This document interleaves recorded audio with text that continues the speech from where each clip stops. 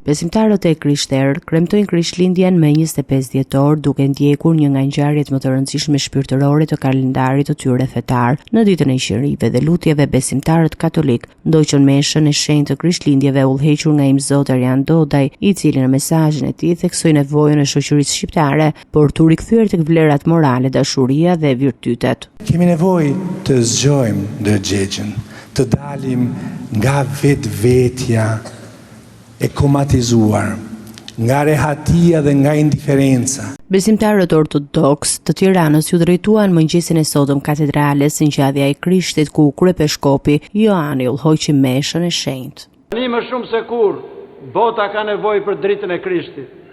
Është e nevojshme sepse një jetë pa praninë e Zotit bëhet e mjerueshme, kthehet në jetë pa dashuri, pa gëzim, pa dritë, një jetë në errësirë.